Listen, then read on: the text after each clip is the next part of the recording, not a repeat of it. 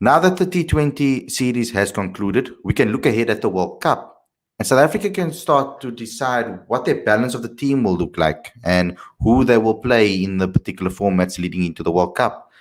Now, I want to talk about specifically what South Africa's approach should be, given the squad that they've selected, and try to take a look into the future a little bit to discuss what it would be like at the World Cup in the UAE. I think also what we need to discuss is balance of T20 sides all around. We've seen so many competitive teams. We've seen so many competitive campaigns and successful campaigns by so many T20 teams around the world. And I think myself and Aditya can really get into the psyche of a T20 team and what makes a successful winning team in T20 cricket. So we're going to discuss that today. But before we get going, click the eye on the top of the screen to download the latest issue of Cricket Fanatics magazine. We are working hard to get you the latest issue by the end of this week, but you can download all the back issues and get your fix right now, right here. Go to the description, click on the link in the description, as well as the eye on the top of the screen. If you are new and you haven't subscribed yet, why haven't you? Click the subscribe button, click the notification bell for all future videos, and don't forget to smash that like button. Let's get into today's video.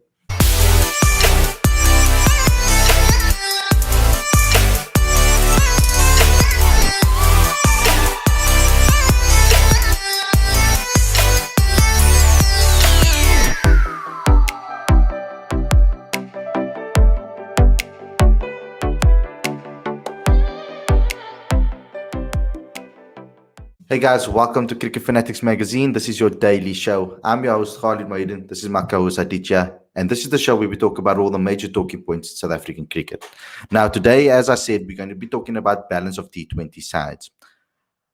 I think that we should start with the Proteas, seeing that the series is over and we've seen how South Africa lined up in some matches and in others.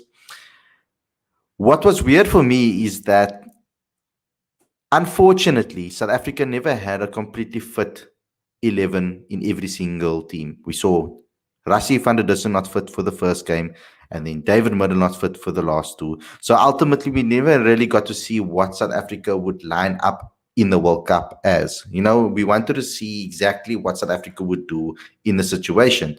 So Boucher's kind of kept the suspense going. We really don't know how he would line up if everybody was fit and available. So let's discuss that first and foremost, because I look at the squad, and particularly the biggest omission for me was George Linder, as we said before, and I think that that would have added a lot more options on the day. But I'm not so worried about the bowling. I think that the bottom four, bottom five, bottom six, dependable on how South Africa is going to line up, I'm not so worried about them. I think we've got a good enough bowling setup for us to really compete in this World Cup. It's the batting that I'm worried about and the balance of the side, particularly using your all-rounders to your advantage.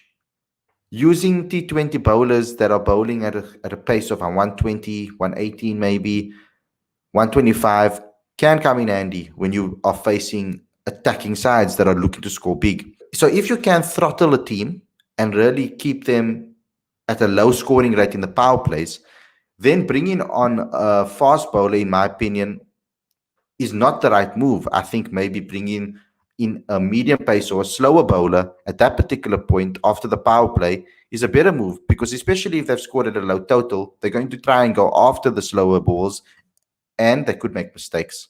So that's my opinion on that. But let's look at the balance of the side, Aditya. I personally feel that South Africa needs to play with six batsmen. It's so important, I think, for the survival of our team if we get into trouble. So whether that is the sixth person in the team being a full-on batsman or an all-rounder, that is still up for debate. But me personally, I think we need to battle six and play our all-rounder at seven. What is your thoughts on that? Well, I think South Africa needs to play nine batsmen. But given the resources available, I don't think that's going to happen. We've talked about, among other things, and encouraging signs with a 3-0 clean sweep Among other things, one of the concerns that we pointed out in previous daily shows is the balance of the team, because for far too many games, South Africa almost only had five specialist batsmen at one given point. In that third T20 against Pakistan, I think only four specialist batsmen. Yeah. And somewhere where I feel like South Africa is struggling is that there are certain players in the team where once where they brought in as all rounders, but one skill set is significantly better than the other. So, for example, with let's say Keshav Maharaj. Keshav Maharaj is a far better spinner than he is a batsman. He's a handy batsman, but he's a far better spinner than he is a batsman. Where you look at Ravindra Jadeja, for example, you can pick Ravindra Jadeja as a batsman alone, or you can pick him as a bowler alone. And I feel like that's a gap that South Africa need to fill. Obviously, that won't be possible in this World Cup, but when I look at the balance of South Africa versus India or England, that's where I feel like South Africa is struggling, because KG Rabada is too good to leave out. Andrik Nokia is too good to leave out. Tabrez Shamsi is too good to leave out. But then what that does is that makes your tail that much longer. You look at India, for example, in the last T20 series they played against England. They were playing they were playing almost 10 batters, which is unbelievable, and they still had seven bowlers to choose from. So, but the difference to me is that the level of skill in the players who are going to be all rounders in that team were relatively similar with bat and ball. So that to me is where South Africa are struggling compared to some of the other teams. I don't see how they can not play David Miller, for example, if he's available and fit, of course. So I don't see them lining up like they did currently. And it's either you drop an extra batsman in Handy Klassen for David Miller to come straight in, or you just add David Miller to the lineup and drop one of your bowlers. That's also another option. With the way that Aiden Markram is currently bowling, I think it adds a nice balance to the whole team, actually, because it just gives you that extra option. Having JP Dumini on tour as well will help Aiden also be able to execute it a lot better than he has currently, and maybe give him that extra little bit of insight that he can take his game to a slight different level, a slight higher level. So I think South Africa does have the squad available to be able to pick according to conditions. And I think that's going to be the key to everything. We heard Mark Boucher actually say this in the press conference afterwards. Funny enough, I mentioned it on our review show before I even heard Mark Boucher's press conference. And I agree with Mark in saying that conditions are going to play a part, and we need to pick according to conditions. The right players with the right mentality for the right conditions. That's how South Africa is going to give themselves the best possible chance to compete. And that's what I want to see. I want South Africa to compete at the highest level. Now, let's talk a little bit about T20 cricket and balance of sides in general.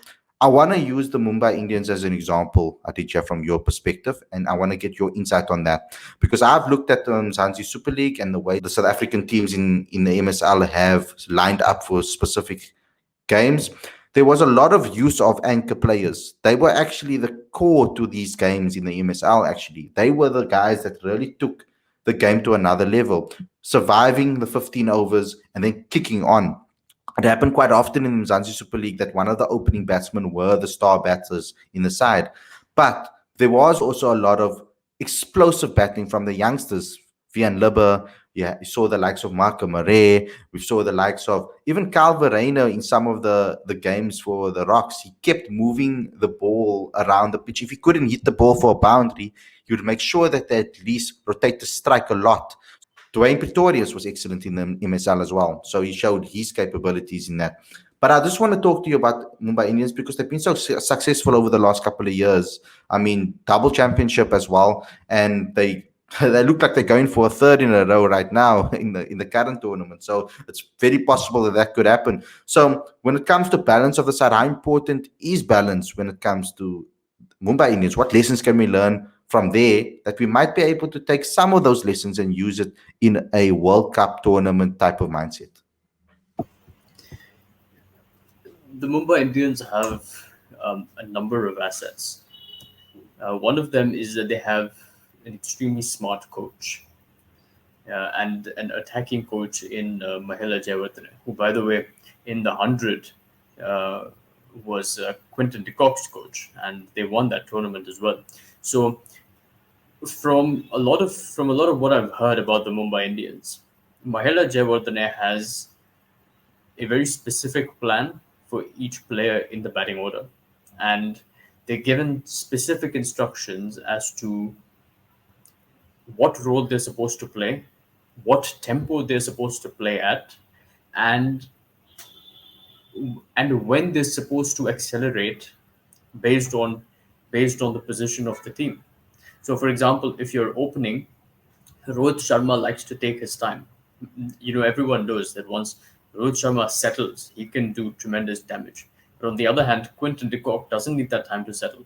So Quinton de Kock is given that role to accelerate from ball one as he deems fit. Rohit Sharma has the time to really consolidate. Surya Kumar Yadav has permission to just knock it from ball one. Ishan Kishan has permission to knock it even before he arrives at the crease. So all of these individuals, they've basically been given license to kill, and they do it incredibly successfully. But what I really like about the Mumbai Indians is that they're allowed to fail. The Mumbai Indians are not the sort of outfit where a player plays a rash shot, gets out for a low score, and then they drop the next game. That simply doesn't happen. And I can tell you a short anecdote from Ishan Kishan, who uh, has been incredibly successful with the Mumbai Indians, and he recently made his ODI and T20 debuts for India as well. So he said that Rohit Sharma has given him the permission to hit the first ball out of the park straight away. And he said to him specifically that if you hit the first ball out of the park, but you get out in the process, don't worry about it. And if anyone Intent says is there. anything to you, you refer them to me. Okay, don't let anything stop you. So I think that does volumes. That speaks volumes for the sort of leadership that the Mumbai Indians have. Yeah. And I hope they address the same type of attitude when it comes to the Proteas. I hope they tell Quinton de Kock that. I hope they tell Aiden Markram that. I hope they tell even Heinrich Klaassen that just go out there and play your game. Play the situation, play the conditions, use your skill set in the way you want to. Give them that freedom so they don't feel the pressure. Now, there is a little teaser that I'm going to give you for the next issue of the magazine. There's an article by Lubu Balu that speaks about this. So go ahead and subscribe to the magazine so that you can get that article. There is a lot of articles in this particular magazine that will give you insight into the T20 game and what players do to prepare, what players have done to develop themselves to compete on the world stage, whether it is in leagues around the world or in domestic cricket itself. So go ahead and subscribe to that right now. Like I said, click the eye on the screen for that. Thanks a lot for tuning in, everybody. I hope you enjoyed this episode. Don't forget to click subscribe, click the notification bell for all future videos, and we will see you again tomorrow with another daily show.